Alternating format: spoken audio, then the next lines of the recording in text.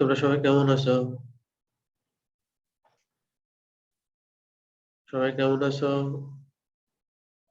আলহামদুলিল্লাহ স্যার। আলহামদুলিল্লাহ স্যার। আচ্ছা, আলহামদুলিল্লাহ ভালো।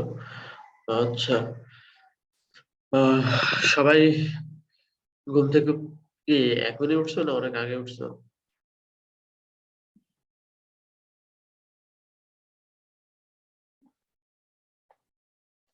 বলবো না, আচ্ছা। ওকে, আমরা পড়াশোনায় আসি। গত ক্লাসে আমরা কি পড়ছিলাম মনে আছে? মনে আছে তোমাদের? কি পড়িয়েছিলাম? কথা বলে না কেন? গত ক্লাসে আমরা শুষ্ক কোষ পড়েছিলাম। শুষ্ক কোষ, তারপরে হচ্ছে তোমার ওই যে পানির তড়িৎ বিশ্লেষণ, এগুলো জিনিসগুলো আমরা পড়েছিলাম। এখন আজকে তোমাদেরকে আমি একটু পড়া দিয়েছিলাম, গত ক্লাসে বলছিলাম তোমরা পড়ে নেবা। আজকে আমরা শুধু একটু এমনি ডিসকাস করবো তড়িৎ রাসায়নিক কোষের প্রয়োগ।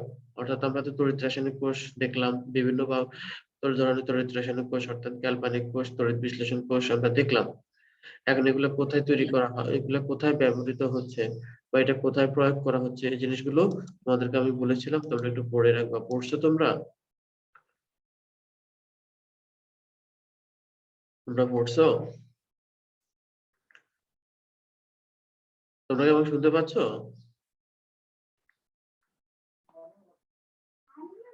জি স্যার। হ্যাঁ, পড়েছো কিনা সেটা তো বলবা, রেসপন্স তো করবা, হয় ইয়েস অর নো, দুটার একটা তো বলবা। আচ্ছা, যাই হোক, আমরা এই ব্যাটারি গুলো বিভিন্ন কাজে ব্যবহার করে থাকি। দেখা যায় যে আমরা যে তোমার লাইট দেখছো না তোমরা, এই যে বিভিন্ন টর্চ লাইট, আমরা ব্যাটারি ব্যবহার করে থাকি। তারপর হচ্ছে ধাতু নিষ্কাশনে ব্যবহার করতে থাকি, বিদ্যুৎ শক্তির উৎপাদন ব্যবহার করে থাকি, পদার্থের বিশুদ্ধকরণে আমরা তড়িৎ বিশ্লেষণ এই জিনিসগুলো ব্যবহার করি। তো এখন এই ব্যাটারি গুলো ব্যবহার করলে দেখা যাচ্ছে যে আমাদের গ্লুকোমিটারের নাম শুনেছো তোমরা? Glucometer, glucometer. কথা বলো না কেন? তোমরা কি জয়েন করে সরে যাচ্ছ নাকি সবাই? জি স্যার, শুনেছি। হ্যাঁ, এই গ্লুকোমিটার থেকে করে আমরা যে রক্তের যে যে ডায়াবেটিক্স মাপি না, ডায়াবেটিস হয় কিনা, যে ডায়াবেটিক্স এর জন্য এই যে গ্লুকোমিটার, এটা আমরা মাপি, ওখানে আমরা ব্যাটারি ব্যবহার করে থাকি। তারপরে হচ্ছে বিভিন্ন ধরনের যে আমরা বড় বড় কোনো লেড স্টোরেজ ব্যাটারি গুলো ব্যবহার করে থাকি গাড়িতে। এভাবে বিভিন্ন ধরনের ব্যাটারি গুলো আমরা বিভিন্ন জায়গায় ব্যবহার করি। এই জিনিসগুলো এখানে বলা আছে, তোমরা একটু পড়ে দিবা। তারপর হচ্ছে কত ক্যালকুলেটর, মোবাইল ফোন, এই সব জায়গাতে আমরা ব্যাটারি ব্যবহার করে থাকি। হ্যাঁ, তাহলে এই যে তড়িৎ রাসায়নিক কোষের কয়েকগুলো আমরা এখানে দেখবো, অর্থাৎ তাদের ব্যবহার কোথায় করে থাকে। হ্যাঁ, এই যে বলা আছে ডায়াবেটিক রোগীর রক্তের গ্লুকোজ পরিমাণ নির্ণয় করার জন্য তড়িৎ বিশ্লেষণ কৌশল নির্ভর সেন্সর ব্যবহার করা হয়। সেতে তড়িৎ বিশ্লেষণ কৌশল ব্যবহার করে মানবদের রক্তের গ্লুকোজের পরিমাণ নির্ণয় করা হয়। অর্থাৎ এখানে তড়িৎ বিশ্লেষণ যে প্রক্রিয়াটা সেটা আমরা দেখলাম। এই প্রয়োগগুলো একটু পড়ে দিবে, এটা এখানে বোঝানোর কিছু নেই, এগুলো রিডিং পড়ে দিলে তুমি বুঝবা। স্বাস্থ্য পরিবেশের উপর ব্যাটারির প্রভাব, তারপরে স্বাস্থ্য ও পরিবেশের উপরে যে ব্যাটারির বিভিন্ন খারাপ দিক আছে, এগুলো এখানে বলা আছে। যেমন ডাইসেল টর্চ লাইট চালানোর কাজে lead storage battery, bus truck ইত্যাদির ব্যাটারি হিসেবে ব্যবহার করা হয়। এইসব ব্যাটারি বিভিন্ন ধাতব আয়ন কি করা হয়, ব্যবহার করা যায়, আমাদের শরীরের জন্য মারাত্মক ক্ষতিকর, তাই না? এই জিনিসগুলো এখানে বলা আছে কি কি ক্ষতিকর, এই ক্ষতিকর যেহেতু, সুতরাং এগুলো ব্যবহার আমাদের একটু সাবধানতা থাকতে হবে, আমাদেরকে তো এগুলো ব্যবহার করতেই হবে, কিন্তু একটু সাবধানতা অবলম্বন করতে হবে যেন আমরা এটার ক্ষতিকর প্রভাব থেকে নিজেদেরকে বাঁচিয়ে রাখতে পারি। সেজন্য আমাদের খেয়াল রাখতে হবে এগুলো। হ্যাঁ, ইভেন এইসব ব্যাটারির প্রভাবে কিন্তু আমাদের ক্যান্সার পর্যন্ত হতে পারে, সুতরাং এসবগুলো খেয়াল রাখতে হবে। হ্যাঁ, এগুলো একটু পড়ে নিবা। আমরা যেটা পড়বো আরো আজকে মূলত, সেটা হচ্ছে নিউক্লিয়ার বিক্রিয়া ও বিদ্যুৎ শক্তি উৎপাদন, এটা আমাদের মূল পড়া আজকে। নিউক্লিয়ার বিক্রিয়া ও বিদ্যুৎ শক্তি উৎপাদন। আচ্ছা, নিউক্লিয়ার বিক্রিয়ার নাম শুনেছো তোমরা এর আগে কখনো? নাম শুনেছো? জি স্যার, শুনেছি। হ্যাঁ, তাহলে নিউক্লিয়ার বিক্রিয়ার নাম থেকে বোঝা যাচ্ছে জিনিসটা কি হবে। যে বিক্রিয়া কোনো মৌলের নিউক্লিয়াসের পরিবর্তন ঘটে তাকে নিউক্লিয়ার বিক্রিয়া বলে। আচ্ছা, আমরা রাসায়নিক বিক্রিয়ার নাম শুনেছি, রাসায়নিক বিক্রিয়ার নাম শুনো নাই? জি স্যার। শুনেছি। রাসায়নিক বিক্রিয়া কি হয়? এক ধরনের পদার্থ থেকে আমরা অন্য ধরনের পদার্থ পাচ্ছি বিক্রিয়ার মাধ্যমে। হ্যাঁ, কিন্তু সেখানে নিউক্লিয়াসের কোনো পরিবর্তন হয় না, শুধুমাত্র ইলেকট্রনের আদান প্রদান অথবা ইলেকট্রনের শেয়ার ঘটে। যাই হোক, এই জিনিসগুলো ঘটে, সেখানে নিউক্লিয়াসের কোনো পরিবর্তন ঘটে না। যেমন আমরা এখানে মনে করো হাইড্রোজেন প্লাস অক্সিজেন, একটা বিক্রিয়া লিখলাম এখানে, হাইড্রোজেন প্লাস, সবচেয়ে সহজ যে বিক্রিয়াটা আমরা জানি, আহ সেটা হলো হাইড্রোজেন প্লাস অক্সিজেন বিক্রিয়া করে কি তৈরি করে, পানি তৈরি করে। এই তো, এটা একটা রাসায়নিক বিক্রিয়া, তাই না? এখানে কোনো নিউক্লিয়াস পরিবর্তন হয় না। দেখো এখানে হাইড্রোজেন অক্সিজেন বিক্রিয়া করে পানি তৈরি করছে, একটা নতুন পদার্থ তৈরি হয়েছে, কিন্তু এই পদার্থের মধ্যে কি আছে, ঘুরে ফিরে হাইড্রোজেন এবং অক্সিজেনই আছে, তাই না? আমরা একটা নতুন পদার্থ পেয়েছি, একটা এখানে ইলেকট্রন আদান প্রদানের মাধ্যমে একটা নতুন পদার্থ তৈরি হলো, সেটা হলো কি পানি। তাহলে এটা হচ্ছে রাসায়নিক বিক্রিয়া। কার্বন প্লাস অক্সিজেন বিক্রিয়া করে কার্বন ডাই অক্সাইড তৈরি করে। ক্যালসিয়াম কার্বনেটকে ভাঙলে আমরা কি পাই? ক্যালসিয়াম, এটা হলো ক্যালসিয়াম কার্বনেট। এটাকে যদি আমরা ভাঙি কি পাই বলো তো দেখি, কি পাই? এটা যদি হিট দেই তাহলে কি পাই আমরা? ক্যালসিয়াম অক্সাইড আর কার্বন ডাই অক্সাইড, এটাই তো, এই জিনিসগুলো পাই। তাহলে এগুলো হচ্ছে কি রাসায়নিক বিক্রিয়া। কিন্তু নিউক্লিয়ার বিক্রিয়ার বেলা হচ্ছে এই ধরনের ঘটনা ঘটে না। এই নিউক্লিয়ার বিক্রিয়ার বেলায় ঘটনা হচ্ছে কি, সেখানে নিউক্লিয়াসের পরিবর্তন ঘটে। এখন নিউক্লিয়াসের পরিবর্তন করতে আমরা কি বুঝি এখানে? এখানে কিন্তু ইলেকট্রনের কোনো প্রভাব নাই, নিউক্লিয়ার বিক্রিয়া গুলোর বেলায় ইলেকট্রনের কোনো প্রভাব নাই। আমরা কিন্তু রাসায়নিক বিক্রিয়া দেখলাম ইলেকট্রনের একটা প্রভাব আছে। এই বিক্রিয়া কিন্তু নিউক্লিয়ার, ইলেকট্রনের কোনো প্রভাব নাই, প্রভাবটা হচ্ছে নিউক্লিয়াসের। নিউক্লিয়াসে কি কি থাকে কেউ বলতে পারবা, বলো দেখি? Electron, proton, neutron. নিউক্লিয়াসে থাকে প্রোটন আর নিউট্রন, ইলেকট্রন না, ইলেকট্রন থাকে পরমাণুর চতুর্দিকে ঘুরে, নিউক্লিয়াসের চতুর্দিকে ঘুরে। হ্যাঁ। আর নিউক্লিয়াসে থাকে প্রোটন এবং নিউট্রন। অর্থাৎ নিউক্লিয়ার বিক্রিয়ার মধ্যে প্রোটন নিউট্রনের পরিবর্তন ঘটবে। আর প্রোটন নিউট্রনের পরিবর্তন যখন ঘটবে তখন নিউক্লিয়াসটা ভেঙে যাবে, ভেঙে গিয়ে নতুন করে নিউক্লিয়াস তৈরি হবে। তাহলে এই ধরনের বিক্রিয়াগুলোকে আমরা বলবো নিউক্লিয়ার বিক্রিয়া। আচ্ছা, এখন দেখো নিউক্লিয়ার বিক্রিয়া, যে আমরা কি বললাম যে প্রাথমিক ধারণাটা পেলাম, এখানে নিউক্লিয়াসের পরিবর্তন ঘটবে। হ্যাঁ, এখন দুই ধরনের ঘটনা ঘটতে পারে এখানে। বড় নিউক্লিয়াস থেকে ছোট নিউক্লিয়াস তৈরি হতে পারে, অথবা ছোট ছোট নিউক্লিয়াস মিলে বড় বড় নিউক্লিয়াসও তৈরি হতে পারে। হ্যাঁ, এই সময় যে নিউক্লিয়াসের যে পরিবর্তন ঘটবে, প্রচুর পরিমাণ শক্তির উৎপন্ন হবে। ঠিক আছে, প্রচুর পরিমাণ শক্তি উৎপন্ন হবে। এই শক্তিগুলো আমরা পরে দেখবো বিভিন্ন বিদ্যুৎ উৎপাদনের কাজে সাধারণত ব্যবহার করা হয়, অনেক কাজে ব্যবহার করা, তার মধ্যে বিদ্যুৎ উৎপাদনের কাজে। আমাদের দেশেও দেখবে যে ওই যে রূপপুর পারমাণবিক বিদ্যুৎ কেন্দ্র, নাম শুনেছো এটা? জি স্যার।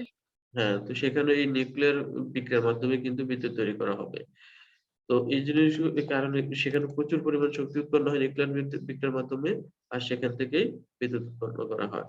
আচ্ছা, তাহলে হচ্ছে নিউক্লিয়ার বিক্রিয়াকে তাহলে দুই ভাগে ভাগ করা যায়, একটা হচ্ছে নিউক্লিয়ার ফিশন বিক্রিয়া আর একটা হচ্ছে নিউক্লিয়ার ফিউশন বিক্রিয়া। তাহলে আমরা নিউক্লিয়ার বিক্রিয়া কাকে বলে শিখলাম? নিউক্লিয়ার বিক্রিয়া শিখলাম যে বিক্রিয়ায় কোনো নিউক্লিয়াস ভেঙে নতুন নিউক্লিয়াস উৎপন্ন হয়, তাকে বলা হয় নিউক্লিয়ার বিক্রিয়া। শুরুতে আমরা সংজ্ঞাটা বলেছিলাম। নিউক্লিয়ার বিক্রিয়াকে দুই ভাগে ভাগ করা হয়, একটা হচ্ছে নিউক্লিয়ার ফিশন বিক্রিয়া আর একটা হচ্ছে ফিউশন বিক্রিয়া। এই যেটা হচ্ছে ফিশন বিক্রিয়া আর একটা হচ্ছে ফিউশন বিক্রিয়া। আচ্ছা, তাহলে নিউক্লিয়ার ফিশন বিক্রিয়া কাকে বলে আমরা সেটা দেখি। আহ যে বিক্রিয়ায় যে নিউক্লিয়ার বিক্রিয়ায় কোনো বড় এবং ভারী মৌলের নিউক্লিয়াস ভেঙে ছোট ছোট মৌলের নিউক্লিয়াসে পরিণত হয়, তাকে নিউক্লিয়ার ফিশন বিক্রিয়া বলে। ঠিক আছে, কথাটা বুঝতে পেরেছো? একটা বড় নিউক্লিয়াস ভেঙে যাবে, ভেঙে ছোট ছোট অনেকগুলো নিউক্লিয়াস তৈরি হবে, এটাকে বলা হয় নিউক্লিয়ার ফিশন। আমরা অনেক সময় কনফিউজড হয়ে যাই মনে রাখার জন্য ফিশন এবং ফিউশনের মধ্যে, যে ফিশনে ভাঙে না ফিউশনে ভাঙে। মনে রাখবে ফিশন সহজ, ফিশন মানে ফিশে ফেলা, মনে রাখার জন্য আমরা অনেক সময় বলে তোকে ফিশে ফেলবো অর্থাৎ তোকে মারবো। তো ফিশন মানে ফিশে ফেলা অর্থাৎ ভেঙে ফেলা। আর ফিউশন, ফিউশন মানে কি একসাথে করা। আমরা অনেক সময় বলি না ফিউশন মিউজিক, ফিউশন মানে কয়েকটা গানের একসাথে যুক্ত করে একটা বড় গান বানাই, তাহলে সেটা হচ্ছে কি ফিউশন। তাহলে ফিউশন মানে হচ্ছে বড়, ছোট থেকে বড় হবে, আর ফিশন মানে হচ্ছে বড় থেকে ছোট হবে। এভাবে আমরা মনে রাখতে পারি। ওকে, বিভিন্ন ভাবে তোমরা সিস্টেম বা বিভিন্ন ফর্মুলা অ্যাপ্লাই করে এগুলো মনে রাখতে পারো। আমি একটা ওয়ে বললাম মনে রাখার।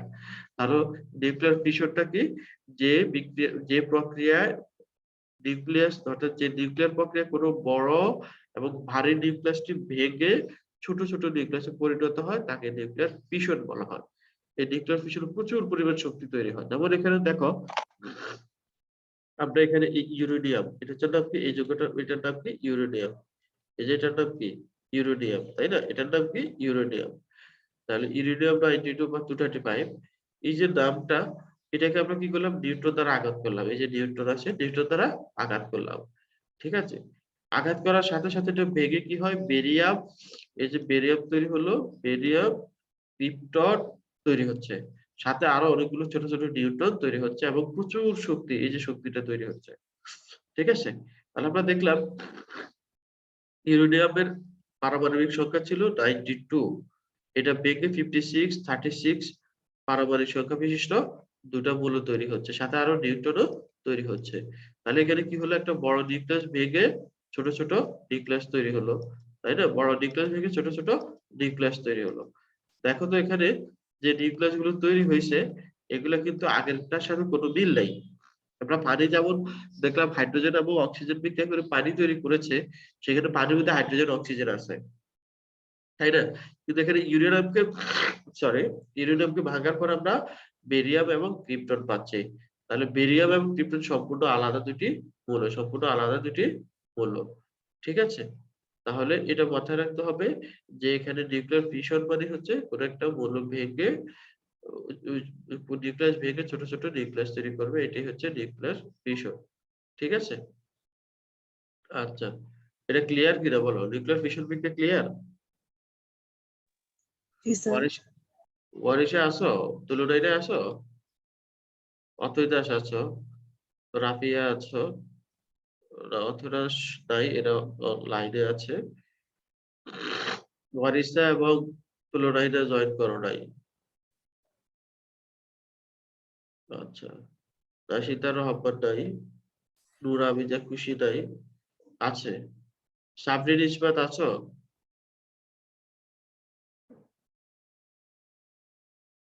সুরভি নাহার নাই, আছে, তাসনিম জাহান আছো, জয়েন জি করেছো তো? স্যার। হ্যাঁ, আচ্ছা, জয়েন করে আছো, তাহলে কথা বলো। আচ্ছা, তাহলে তুমি কি এটা বুঝতে পেরেছো? তোমরা এই জিনিসগুলো নিউক্লিয়ার ফিশন বিক্রিয়াটাকে তা ভেঙে যাওয়া, এই যে দেখো এখানে এটা দেখাচ্ছে, এই যে ইউরেনিয়াম ছিল, ইউরেনিয়ামকে নিউট্রন দ্বারা আমরা জোরে আঘাত করছি, তাই না, নিউট্রন ইলেকট্রন প্রোটন নিউট্রন শুনছো না, তাহলে নিউট্রন একটা ছোট কণা, এটা তার এটাকে জোরে যখন আঘাত করে এটা ভেঙে যায়, ভেঙে গিয়ে কি করে ইউরেনিয়াম তৈরি করে, যেটা ইউরেনিয়ামটা ভেঙে গিয়ে কি করে বেরিয়াম ক্রিপ্টন তৈরি করে, সাধারণ ছোট ছোট নিউক্লিয়াস তৈরি হয়, নিউট্রন তৈরি হয়। নিউট্রনটা কিভাবে তৈরি হয়, এই যে নিউক্লিয়াস, এটা বড় নিউক্লিয়াস আছে না, এটা ভেঙে এখানে নিউট্রন আছে না, আরো কিছু নিউট্রন তৈরি হয়।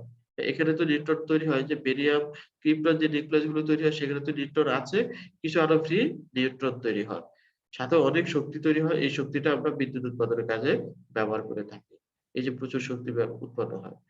এটা ক্লিয়ার? জি স্যার। আচ্ছা, তারপর হচ্ছে নিউক্লিয়ার ফিউশন। এখন নিউক্লিয়ার ফিউশনটা কি, আমি শুরুতেই বলেছিলাম যে ফিশন এবং ফিউশনের মধ্যে আমরা ভুলে যাই। ফিশন মানে ছোটর দিকে যাওয়া, আর ফিউশন মানে বড় করা। তার মানে কি, যে নিউক্লিয়ার বিক্রিয়া ছোট ছোট নিউক্লিয়াস সমূহ একত্র হয়ে বড় নিউক্লিয়াস গঠন করে তাকে নিউক্লিয়ার ফিউশন বলে। অর্থাৎ ছোট ছোট নিউক্লিয়াস একসাথে হয়ে বড় নিউক্লিয়াস তৈরি করবে, এটাকে আমরা বলবো নিউক্লিয়ার ফিউশন। যেমন এখানে দেখো, এটার নাম কি, এটার নাম কি বলতো, এটার নাম কি, এই যে আমি যেখানে আইডেন্টিফাই করছি, এটা তোমরা দেখতে পাচ্ছ, কার্সর দেখতে পাচ্ছ, জি স্যার। জি স্যার। এই যে এটার নাম কি বলো? হাইড্রোজেন। ডিউটেরিয়াম।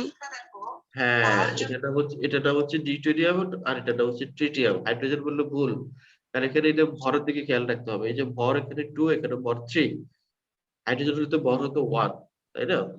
তাহলে এখানে যেহেতু 2 আর 3, এটা ডিউটেরিয়াম এবং ট্রিটিয়াম। তার মানে হচ্ছে কি, ডিউটেরিয়াম এবং ট্রিটিয়ামকে যদি নিউক্লিয়াসকে আমরা যুক্ত করতে পারি, তাহলে তারা যুক্ত হয়ে কি তৈরি করে, হিলিয়াম নামক একটা ভারী কণা তৈরি করে। অর্থাৎ ডিউটেরিয়াম এবং ট্রিটিয়াম থেকে একটা বড় না, হিলিয়াম একটা বড়, তার ভর কত 4, তাহলে এখানে হিলিয়াম তৈরি করলো, তাহলে এটা একটা নিউক্লিয়ার ফিউশন বিক্রিয়া, ঠিক আছে। অর্থাৎ দুটি ছোট ছোট নিউক্লিয়াস যুক্ত হয়ে, এখানে আমরা কিন্তু মৌল বলবো না, আমরা বলবো নিউক্লিয়াস, নিউক্লিয়াস যুক্ত হয়ে একটা বড় নিউক্লিয়াস তৈরি করে, সুতরাং এটা হচ্ছে নিউক্লিয়ার ফিউশন বিক্রিয়া। এখানে তোমার সাথে ছোট কিছু কণা তৈরি হতে পারে, যেমন নিউট্রন তৈরি হচ্ছে, আর প্রচুর পরিমাণ শক্তি এখানে তৈরি হচ্ছে। একটা জিনিস খেয়াল করবা, নিউক্লিয়ার ফিউশনের জন্য কিন্তু একটা নিউক্লিয়াসকে আর একটা নিউক্লিয়াস দ্বারা আঘাত করতে হয়। নিউক্লিয়ার ফিউশনে আমরা দেখলাম, তাই না? ওটা ভাঙতে হবে, ভাঙতে হলে তো আঘাত করতে হবে, তাই না? আর ফিউশনে কি হয়, আঘাত করতে হয় না, বরং এদেরকে একটার সাথে আরেকটাকে আমরা কি করি, যুক্ত করতে হবে। তখন এটা যুক্ত হয়ে কি করে, বড় নিউক্লিয়াস তৈরি করে। সেক্ষেত্রে যুক্ত হয়ে কিন্তু তারা কিছু ছোট ছোট পার্টিকেল, যেমন নিউট্রন, পজিট্রন, এই ধরনের বিভিন্ন কণা এরা ইয়ে করতে পারে, তোমার এই যে তৈরি করতে পারে, হ্যাঁ, বা তৈরি হয় বা উৎপন্ন হয়, যেভাবে বলি, হ্যাঁ। তাহলে নিউক্লিয়ার ফিশন বিক্রিয়া হাইড্রোজেন বোমা তৈরির ভিত্তি। তাহলে এটা একটা এমসিকিউ হতে পারে, যে এখানে এই যে প্রশ্নটা, যে হাইড্রোজেন বোমার ভিত্তি কি, তাহলে নিউক্লিয়ার ফিউশন বিক্রিয়া হচ্ছে হাইড্রোজেন বোমার ভিত্তি। ঠিক পড়ার সময় এভাবে বইতে কিন্তু পড়ার সময় নিচে একটা দাগ দিয়ে এভাবে পড়বা। এমসিকিউ গুলোকে ঠিক এমসিকিউ আমরা অনেক সময় কিভাবে পড়বো বুঝতে পারি না, তাই না? এভাবে পড়ার সময় উপরের জিনিসগুলো নিয়ে সেভাবে দাগ দিয়ে দিবা, তাহলে বুঝতে পারো এটা একটা এমসিকিউ এর জন্য দরকার। তাহলে নিউক্লিয়ার ফিউশন বিক্রিয়া হচ্ছে হাইড্রোজেন বোমা তৈরির ভিত্তি। পরীক্ষা আসতে পারে হাইড্রোজেন বোমা তৈরির ভিত্তি কি, নিউক্লিয়ার ফিউশন, রাসায়নিক বিক্রিয়া, নিউক্লিয়ার চেইন বিক্রিয়া, এ ধরনের নাম দিয়ে দিতে পারে। আমরা বলবো নিউক্লিয়ার ফিউশন বিক্রিয়া হচ্ছে হাইড্রোজেন বোমা তৈরির জন্য ভিত্তি হয়। এই যে যেমন এটা দুইটা, এই যে ডিউটেরিয়াম, এই যে ধরুন আপনার হাইড্রোজেন, ডিউটেরিয়াম এবং ট্রিটিয়াম মিলে একটা হিলিয়াম কণা তৈরি করছে বা হিলিয়াম নিউক্লিয়াস তৈরি করছে, তাহলে এটা হচ্ছে নিউক্লিয়ার ফিউশন বিক্রিয়া। ওকে, আচ্ছা, এটা ক্লিয়ার? এখানে কোনো কোশ্চেন স্যার আছে? সবগুলো বিক্রিয়ায় কি প্রচুর শক্তি উৎপন্ন হয়? হ্যাঁ, এগুলো তো অবশ্যই, এখানে নিউক্লিয়ার বিক্রিয়াগুলোর সাথে প্রচুর শক্তি তৈরি হবে, এটা মনে রাখবা। যেহেতু যে সেটা ফিউশন হোক আর ফিশন হোক, এখানে প্রচুর শক্তি তৈরি হবে। ক্লিয়ার? জি স্যার। আচ্ছা, এবার নিউক্লিয়ার চেইন বিক্রিয়া। নিউক্লিয়ার চেইন বিক্রিয়াটা কি? এই যে নিউক্লিয়ার ফিশন বিক্রিয়াগুলোই মূলত চেইন বিক্রিয়া হিসেবে পরিচিত। কেন? দেখো, যে বিক্রিয়া একবার শুরু হলে তাকে চালু রাখার জন্য অতিরিক্ত কোনো শক্তির প্রয়োজন হয় না, তাকে নিউক্লিয়ার চেইন বিক্রিয়া বলে। অর্থাৎ যে বিক্রিয়া শুরু হলে এটা পর্যায়ক্রমে চলতেই থাকে, এখানে আমাকে আর শক্তি দিতে হয় না, তাকে বলা হয় নিউক্লিয়ার চেইন বিক্রিয়া। আর নিউক্লিয়ার ফিশন বিক্রিয়াগুলো চেইন বিক্রিয়া হিসেবে পরিচিত। নিউক্লিয়ার ফিশন যেটা ভেঙে যায়, সেইখানে নিউক্লিয়ার ফিশনটা হচ্ছে তোমার চেইন বিক্রিয়া হিসেবে পরিচিত। যে দেখো কিভাবে, এই যে দেখো তোমার এখানে হাইড্রোজেন এবং এই যে হিলিয়াম, এখানে এটা কি নিউক্লিয়ার ফিউশন বিক্রিয়া আমরা পড়লাম। চেইন বিক্রিয়ার উদাহরণ তো এখানে দেই, চেইন বিক্রিয়ার উদাহরণ এখানে দেওয়া হয় নাই। আচ্ছা, আচ্ছা, এখানে বর্ণনা দেওয়া হয়েছে, এটা হচ্ছে নিউক্লিয়ার ফিউশন বিক্রিয়ার উদাহরণ।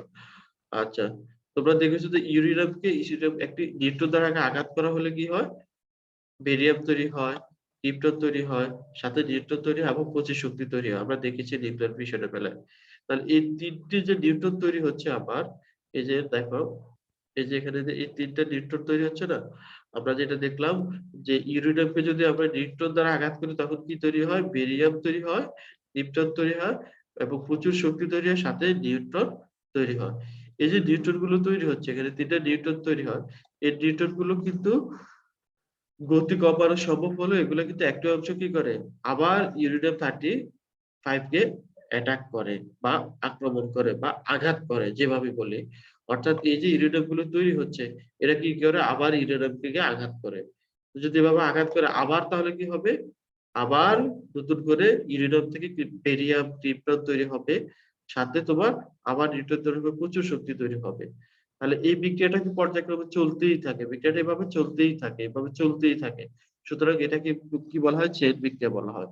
এবং এই বিক্রিয়াকে নিয়ন্ত্রণ করে কিন্তু পারমাণবিক চুল্লিতে বিদ্যুৎ তৈরি করা হয়। এই যে দেখো, এই যে পারমাণবিক এই বিক্রিয়া, চেইন বিক্রিয়াটাকে নিয়ন্ত্রণ করে কিন্তু পারমাণবিক চুল্লিতে শক্তি উৎপাদন করা হয়। আমি আবারও বলি, এখানে চেইন বিক্রিয়াটা একটু বোঝার চেষ্টা করো। আমি একটু আবার ফিশন বিক্রিয়াতে যাই। এই যে আমরা এখানে দেখলাম নিউক্লিয়ার ফিশন বিক্রিয়া, হ্যাঁ, কি দেখলাম, যে নিউট্রন দ্বারা আমরা যখন এই ইউরেনিয়াম-35 টাকে অ্যাটাক করি, যখন সেখানে বেরিয়াম, ক্রিপ্টন তৈরি হয়, সাথে আরো 3টা নিউট্রন তৈরি হয়, তাই না? এই নিউট্রন গুলো কি করে, আবার আরেকটা ইউরেনিয়ামকে অ্যাটাক করে, এটা স্বতঃস্ফূর্ত ভাবে অ্যাটাক করে। এখানে কোনো প্রকার তোমাকে শক্তি ব্যয় করতে হয় না। তাহলে যেহেতু এখানে স্বতঃস্ফূর্তভাবে অ্যাটাক করে, তখন এটা কি করে, ইউরেনিয়াম আবার ভেঙে যায়, আবার দুইটা নতুন নিউক্লিয়াস তৈরি হয়, আবার এভাবে নিউট্রন তৈরি হয়, আবার নিউট্রন ইউরেনিয়ামকে অ্যাটাক করে, আবার এভাবে ক্রিপ্টন বেরিয়াম তৈরি, আবার নিউট্রন তৈরি হয়। তারপরে এই বিক্রিয়াটা এভাবে চলতেই থাকে, এটা একটা চেইন বিক্রিয়া। তাহলে এই বিক্রিয়াগুলোকে কন্ট্রোল করেই কিন্তু পারমাণবিক চুল্লিতে অর্থাৎ পারমাণবিক বিদ্যুৎ তৈরি করা হয়। ঠিক আছে, বুঝতে পেরেছো এটা? আমার একটা প্রশ্ন আছে। বলো ওয়ারিশা। নিউট্রন কি পরমাণু ছাড়া থাকতে পারে? নিউট্রন পরমাণু ছাড়া থাকতে পারে কিনা? আচ্ছা, নিউট্রন সাধারণত তো পরমাণু ছাড়া থাকতে পারে না। পরমাণু ছাড়া থাকবে কেমনে? ইলেকট্রন প্রোটন নিউট্রনের মধ্যে পরমাণুর মধ্যে থাকে তারা। কিন্তু নিউক্লিয়ার বিক্রিয়াগুলোর মধ্যে যখন তারা বিক্রিয়া হয়, তারা তখন ফ্রিলি ভেঙে নতুন নিউট্রন তৈরি হচ্ছে। এই নিউট্রন গুলো গতি সম্পন্ন, তখন তারা কি করে, আরেকটা নিউক্লিয়াসকে অ্যাটাক করে, তখন তারা ফ্রিলি মুভ করে অ্যাটাক করে, ফ্রিলি মুভ করে অ্যাটাক করে। ঠিক আছে, এখন তোমার প্রশ্ন হতে পারে তাহলে আমরা নিউট্রন কোথা থেকে আনছি অ্যাটাক করার জন্য? নিউট্রনটাকে আমরা আগে তৈরি করে নিয়েছি। ঠিক আছে, নিউট্রন তো সাধারণভাবে ফ্রিলি থাকে না। আমার কথা ক্লিয়ার? জি স্যার। ওকে, নিউট্রন তো থাকে কোথায়? প্রোটন এর মধ্যে, পরমাণুর মধ্যে। আচ্ছা, আর কোনো কোশ্চেন? ভেরি গুড কোশ্চেন করেছো, ভালো, থ্যাংক ইউ। আচ্ছা, আর কি, আর কোনো কোশ্চেন?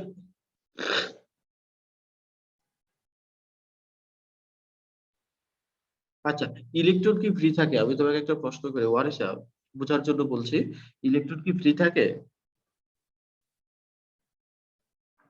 ইলেকট্রন, ওয়ারিশা শুনতে পাচ্ছ? বাকিরা বা বাকি কেউ শুনতে পাচ্ছ? স্যার ইলেকট্রন, আপনার কথা অনেক আটকে হ্যাঁ এখন শোনা যাচ্ছে? তোমরা এখন শুনতে পাচ্ছ? জি স্যার। আচ্ছা, তাহলে শুনো, ইলেকট্রন কি ফ্রি থাকে? থাকে না। তো ইলেকট্রনকে, যেমন কিন্তু আমরা ধাতব যে পদার্থগুলো, অর্থাৎ ধাতব বন্ধন তৈরি হয়, সেখানে কিন্তু আমরা ফ্রি ইলেকট্রন পাই। কিভাবে? ওই যে ধাতুগুলো ইলেকট্রন ত্যাগ করে, ত্যাগ করলে সেটা ধাতুর মধ্যে ঘোরাঘুরি করে, তাহলে আমরা ফ্রি ইলেকট্রন পাই। ঠিক একইভাবে এখানেও নিউট্রন গুলোকে আমরা যখন একটা নিউট্রন তৈরি করে নিই, এখানে নিউট্রন দ্বারা আঘাত করি, যে নিউট্রন গুলো তৈরি হচ্ছে তারাও কি করে, এভাবে ফ্রিলি মুভ করতে থাকে, আর একবার এক একটা নিউক্লিয়াসকে আঘাত করতে থাকে। বুঝতে পেরেছো? আর এই যে, বুঝতে পেরেছো? জি জি স্যার। আচ্ছা, আর যেমন বিদ্যুৎ উৎপাদনের কাহিনী যেটা হচ্ছে পারমাণবিক চুল্লিতে, যেটা আমরা এখানে আলোচনা করেছিলাম, এই যে নিউক্লিয়ার বিদ্যুৎ কারক, সেই জিনিসগুলো এখানে বলা আছে। এই, এটা তোমরা নিজেরা পড়লে পারবা যে এই উচ্চ গতি সম্পন্ন ক্ষুদ্র মৌলগুলোর চুল্লির ভিতরে এক অন্যের সাথে এবং দেওয়ালে প্রচন্ড জোরে আঘাত করে ও প্রচুর তাপ শক্তি উৎপন্ন করে। এই যে যে জিনিসগুলো আমরা এতক্ষণ পড়লাম, সেটা বলা হচ্ছে। হ্যাঁ, বিদ্যুৎ উৎপাদন করতে পারমাণবিক চুল্লি ব্যবহার করা হয়। নিউক্লিয়ার ফিশন বিক্রিয়ার সময় যে চেইন বিক্রিয়া তৈরি হয়, হ্যাঁ, সেই চেইন বিক্রিয়াকে যে যন্ত্রের সাহায্যে নিয়ন্ত্রণ করা হয় তাকে পারমাণবিক চুল্লি বলে। অর্থাৎ এই যে চেইন বিক্রিয়া গুলো তো চলতেই থাকে, এগুলোকে নিয়ন্ত্রণ করতে হয়। নিয়ন্ত্রণ করার জন্য একটা বিশেষ কিছু তো দরকার হয়, তাই না? এখানে যেটা দরকার হয় সেটা হচ্ছে পারমাণবিক চুল্লি ব্যবহার করা হয়। এই পারমাণবিক চুল্লির সাহায্যে কিন্তু এই চেইন বিক্রিয়াকে কন্ট্রোল করা হয়, অর্থাৎ এই পারমাণবিক চুল্লির সাহায্যে প্রচুর শক্তি উৎপাদন করা হয়। পরবর্তীতে কি করা হয়, এই পারমাণবিক চুল্লির ভিতরে নিউক্লিয়ার ফিশন বিক্রিয়ার ফলে যে ক্ষুদ্র ক্ষুদ্র মৌল তৈরি হয় সেগুলো উচ্চ গতি সম্পন্ন। ক্ষুদ্র ক্ষুদ্র কথা বলতে আমরা কি বুঝি? প্রোটন, নিউট্রন, সরি নিউট্রন, প্রোটনও তৈরি হয় অনেক সময়, তারপর তোমার পজিট্রন তৈরি হয়। এই যে কণাগুলো তৈরি হচ্ছে, তারা কিন্তু উচ্চ গতি সম্পন্ন, খুবই উচ্চ গতি সম্পন্ন। মানে এদেরকে, এই যে নিউক্লিয়াস গুলো পরিবর্তন হয়, হ্যাঁ, এই নিউক্লিয়াস পরিবর্তন হওয়ার পরে যে ছোট ছোট কণাগুলো তৈরি হচ্ছে, এগুলো কিন্তু খুবই উচ্চ গতি সম্পন্ন। এই গতিগুলোকে কন্ট্রোল করতে হয়, কন্ট্রোল না করলে কিন্তু এটাকে আমরা কাজে লাগাতে পারবো না। সেজন্য এদেরকে একটা বিশেষ ডিভাইস, যেটাকে পারমাণবিক চুল্লি বলা হয়, সেটা দ্বারা কন্ট্রোল করা হয়। কন্ট্রোল করেই এদের এই শক্তিগুলোকে কাজে লাগিয়ে বিদ্যুৎ উৎপন্ন করা হয়। ঠিক আছে, কিন্তু এই যে গতি সম্পন্ন হওয়ার কারণে কিন্তু তাপ উৎপন্ন হচ্ছে, প্রচুর পরিমাণ শক্তি উৎপন্ন হচ্ছে। আচ্ছা, এটা তোমরা একটু নিজেরা রিড করে দিলে পারবা, বলতে বুঝবা। আমি একটু বেসিকটা বলে দিলাম। ওকে, আর এখানে কোনো কোশ্চেন আছে কিনা বলো? নিউক্লিয়ার বিক্রিয়া দিয়ে, এগুলো প্র্যাকটিক্যাল গুলো তোমরা ক্লাসে করে করানো হবে। অনেকগুলো প্র্যাকটিক্যাল এখানে আছে। তোমাদের তো চ্যাপ্টারে প্রায় শেষ। আচ্ছা বলো, এখানে কোনো কোশ্চেন আছে কিনা বলো, বা এই চ্যাপ্টারের উপরে কোনো কোশ্চেন আছে কিনা বলো। পুরো চ্যাপ্টারের উপরে যদি কোনো কোশ্চেন থাকে সেটাও বলতে পারো, বা এই নিউক্লিয়ার ফিউশন বা ফিউশন নিয়ে যদি কোনো কোশ্চেন থাকে সেটাও বলতে পারো। যদি কোশ্চেন না থাকে আমরা তাহলে অনুশীলনের প্রশ্নগুলো একটু আলোচনা করি। অনুশীলনের প্রশ্নগুলো একটু আলোচনা করি, এমসিকিউ আছে, সিকিউ আছে, এগুলো একটু আলোচনা করি। তোমরা কি আমাকে শুনতে পাচ্ছ?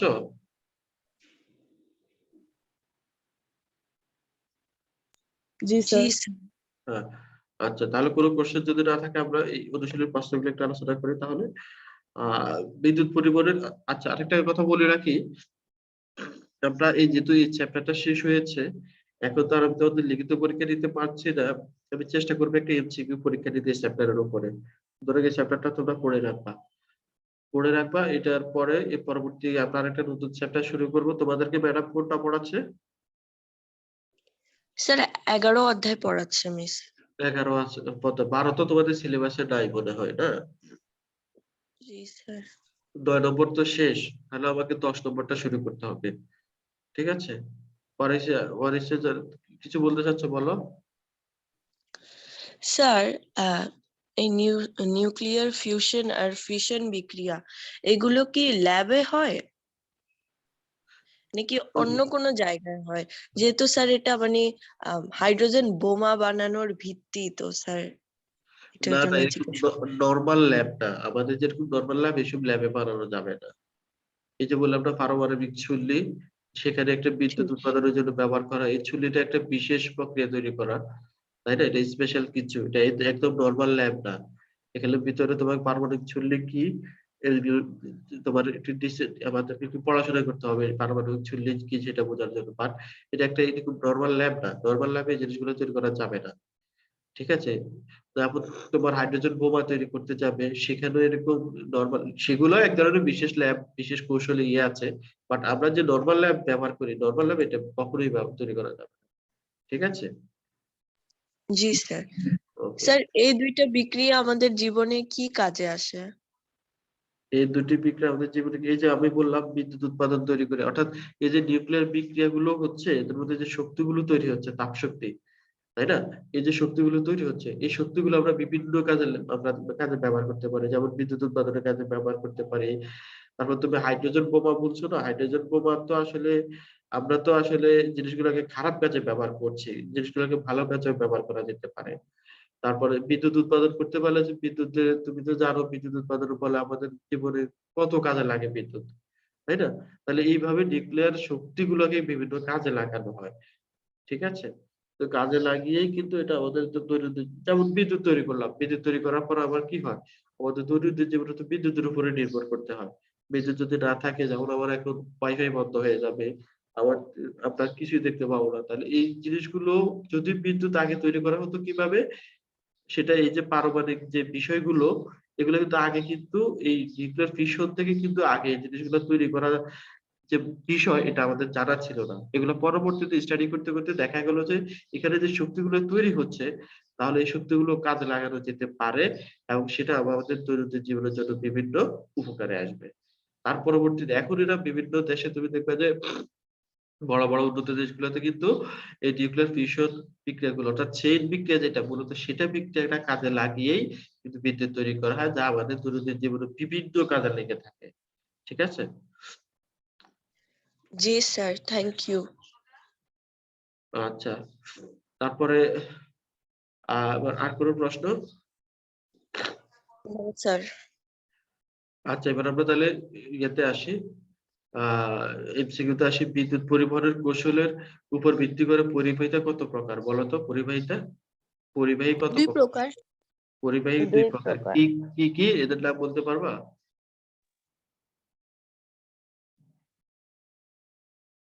পরিবাহী দুই ধরনের, তড়িৎ বিশ্লেষ্য, আর একটা হচ্ছে কি ইলেকট্রনিক পরিবাহী, তাই না? একটা হচ্ছে জি ইলেকট্রনের স্যার। মাধ্যমে তড়িৎ পরিবাহিত হয়, আরেকটা হচ্ছে আয়নের মাধ্যমে। এর জন্য দুই ভাগে ভাগ করি আমরা। ঠিক আছে। আচ্ছা, চিত্রের আলোকে 2 ও 3 নং প্রশ্নের উত্তর দাও। চিত্রটা কই? হ্যাঁ, এই যে উদ্দীপকের প্রক্রিয়া লোহার পরিমাণ বৃদ্ধি করে। এই যে এখানে এই চিত্রটার দিকে খেয়াল করো, এই যে এখানে নিকেল, এটা লোহা, এটা ব্যাটারি, এখানে নিকেল সালফেট, ঠিক আছে। এখানে তাহলে বললো কি উদ্দীপকের প্রক্রিয়া লোহার পরিমাণ বৃদ্ধি করে, ক্ষয়রোধ করে, দৃঢ়তা বৃদ্ধি করে, বিশুদ্ধতা বৃদ্ধি করে, কি করে? ক্ষয়রোধ করে। ক্ষয়রোধ করে, কি যেন বললা এটা? স্যার আমি বলেছি। ওয়ারিসা না? স্যার ক্ষয়রোধ করে। হ্যাঁ, ক্ষয়রোধ, আগে ক্ষয়রোধ করে, এটাই সঠিক। বাকিরা কি এটাকে এগ্রি করো? আর হচ্ছে এখানে আমরা লোহার উপরে নিকেলের প্রলেপ দিচ্ছি লোহাটাকে তোমার মরিচা পড়া থেকে বাঁচানোর জন্য, ঠিক আছে। বিশুদ্ধতা হলে তো আমরা জানি কি বিশুদ্ধতা কিভাবে করা হয়, একটা অবিশুদ্ধ লোহা এখানে ব্যবহার করতে হতো আমাকে, সেই অবিশুদ্ধ লোহাটা ক্ষয় হয়ে আস্তে আস্তে এটার উপরে বিশুদ্ধ লোহা হিসেবে জমা হতো, তখন আমরা বলতাম এটা বিশুদ্ধতা বৃদ্ধি করে, ঠিক আছে। আচ্ছা, তারপর হচ্ছে পাশের চিত্রে নিকেল ক্ষয়প্রাপ্ত হয়, তারপর দিয়ে আয়রন অ্যানোড তড়িৎদ্বার হিসেবে কাজ করে, ইলেকট্রনের আদান প্রদান ঘটে, কোনটা সঠিক? স্যার 1 ও 3। গ নাম্বার। 1 আর গ 3। হ্যাঁ, বাকিরা বলছো না কেন? 1 আর 3 সঠিক। কারণ হচ্ছে এখানে নিকেল কি করবে, যেহেতু এটা ইলেকট্রন জারিত হবে, এখানে বিক্রিয়াটা কি হয়, এখানে কি হয় নিকেল, এই যে ভাবে আমি পড়িয়েছিলাম তোমাদেরকে, নিকেল এখানে ইলেকট্রন ত্যাগ করে, তাই না? ইলেকট্রন ত্যাগ করে সে নিকেল আয়নে রূপান্তরিত হয়, নিকেল নিকেল আয়নে রূপান্তরিত হয়, নিকেল 2+ আয়নে রূপান্তরিত হয়। তাহলে এই আয়ন গুলো কি করে, এই আয়ন গুলো আস্তে আস্তে দ্রবণে চলে আসতে থাকে, এটা আস্তে আস্তে ক্ষয় হতে থাকে, তাহলে নিকেল ক্ষয় হচ্ছে। তারপরে এখানে তো আয়রন নাই, আয়রন অ্যানোড হিসেবে কাজ করে, আয়রন আসলে একটা ক্যাথোড হিসেবে কাজ করে, আমরা দেখতে পাচ্ছি আয়রন এখানে ব্যাটারির ঋণাত্মক প্রান্তের সাথে যুক্ত, সুতরাং আয়রনটা কি করে, ক্যাথোড হিসেবে কাজ করে, তাহলে অ্যানোড হিসেবে কাজ করাটা ভুল। আচ্ছা, তারপর ইলেকট্রনের আদান প্রদান তো অবশ্যই ঘটে, কারণ এখানে যে নিকেল তো আছে, এখানে নিকেল সালফেটের নিকেল আয়ন আছে না দ্রবণে, দ্রবণে যে নিকেল আয়ন আছে সে কি করে, ইলেকট্রন গুলো গ্রহণ করে, এই নিকেল ইলেকট্রন ছেড়ে দিচ্ছে, দ্রবণে বিদ্যমান নিকেল আয়ন ইলেকট্রন গ্রহণ করছে, গ্রহণ করে সে কি করে, ধাতুর উপরে নিকেলিফ হিসেবে জমা হয়, তাহলে এখানে ইলেকট্রন আদান প্রদান ঘটে। আর আমরা জানি এটাকে একটা জারণ বিজারণ বিক্রিয়া, তাহলে এখানে সঠিক উত্তর হচ্ছে 1 আর 3, অর্থাৎ গ নম্বর। ওকে, থ্যাংক ইউ। আনসার হয়েছে। তারপরে ড্রাইসেল নিচের কোনটি জারক হিসেবে কাজ করে বলো? Manganese dioxide. Sir manganese dioxide. জারক মানে কি?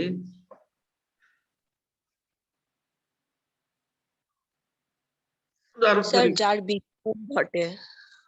যে অন্যকে জারিত করে, আমরা শিখিয়েছিলাম না যে অন্যকে জারিত করে, নিজে বিজারিত হয়। তাহলে এখানে জিঙ্কটা জারিত হয় কার কারণে জারিত হয়? ম্যাঙ্গানিজ ডাইঅক্সাইডের কারণে, তাই না? তাহলে ম্যাঙ্গানিজ ডাইঅক্সাইডটা এখানে জারক হিসেবে কাজ করে, গুড। আচ্ছা, তারপর হচ্ছে 5, তড়িৎ বিশ্লেষণের মাধ্যমে কোন ধাতুর উপর অন্য ধাতুর প্রলেপ দেওয়াকে কি বলে? ইলেকট্রোপ্লেটিং। ইলেকট্রোপ্লেটিং বলা হয়, গুড, ভেরি গুড। আচ্ছা, তাহলে তোমরা পড়ছো, দেখা যায় পড়াগুলো। নিউক্লিয় বিক্রিয়ার সময় নিউক্লিয়াসকে আঘাত করা হয় সাধারণত কোনটি দ্বারা? নিউট্রন। নিউট্রন দ্বারা, যেটা একটু আগে আমরা দেখেছি। আচ্ছা, প্লাটিনাম তড়িৎদ্বার ব্যবহার করে সোডিয়াম ক্লোরাইড জলীয় দ্রবণের তড়িৎ বিশ্লেষণের সময় উৎপন্ন হয় কি? বলো, প্লাটিনাম তড়িৎদ্বার ব্যবহার করে সোডিয়াম ক্লোরাইড জলীয় দ্রবণের তড়িৎ বিশ্লেষণের সময় কি তৈরি হয়? হাইড্রোজেন গ্যাস আর ক্লোরিন। তিনটাই। সবগুলো। স্যার 3টাই হবে, 1 2 3। হ্যাঁ, সোডিয়াম হাইড্রোক্সাইড কি করে, ওই যে তোমার এখানে সোডিয়াম যেহেতু থেকে যায়, হাইড্রোক্সাইড থেকে যায়, তারা কি করে, সোডিয়াম হাইড্রোক্সাইড তৈরি করে। হ্যাঁ, তাহলে ওইখানে হাইড্রোজেন গ্যাস তৈরি হয়, হাইড্রোজেন গ্যাস তৈরি হয় এবং ক্লোরিন গ্যাস তৈরি হয়। ক্লোরিন গ্যাস, হাইড্রোজেন গ্যাস, এখানে ক্লোরিনটা চলে যায় অ্যানোডে, হাইড্রোজেনটা চলে যায় ক্যাথোডে, তাহলে এখানে ইলেকট্রন আদান প্রদান, অর্থাৎ এখানে তাহলে hydrogen gas, chlorine gas, sodium hydroxide তৈরি। ওকে, গুড। আচ্ছা, তাহলে তো তোমরা ভালোই অ্যান্সার করেছো, আলহামদুলিল্লাহ সবগুলো এমসিকিউ ভালো হয়েছে। সৃজনশীল প্রশ্নগুলো একটু দেখে নেবা, আমরা আজকে আর আলোচনা করার সময় নেই, তোমাদের পরবর্তী তার একটা ক্লাস আছে, আর 2 মিনিট আছে। তাহলে সৃজনশীল প্রশ্নগুলো আমরা আমরা তোমাদের সিলেবাস শেষ করে দিয়ে আমরা সৃজনশীল প্রশ্নগুলো আলোচনা করব, বিভিন্ন ধরনের সৃজনশীল প্রশ্ন আলোচনা করব। এর আগে যারা এসএসসি পরীক্ষার্থী ছিল তাদের বেলায় অনেকগুলো সৃজনশীল প্রশ্ন আলোচনা করেছিলাম। তোমাদের সময় অনেক সৃজনশীল প্রশ্ন আলোচনা করব। আগে আমরা সিলেবাস গুলো শেষ করি এবং কিছু ছোট ছোট যে যেগুলো আলোচনা করলাম করে, তাহলে তোমরা এটা পড়ে রাখবা। এই চ্যাপ্টারটা আমি তোমাদের একটা এমসিকিউ পরীক্ষা দেওয়ার চেষ্টা করবো, ইনশাআল্লাহ, দেখি যদি সব ঠিকঠাক থাকে। হ্যাঁ, আর হচ্ছে এরপরে আমরা চ্যাপ্টার 10 শুরু করে দেব। ক্লিয়ার?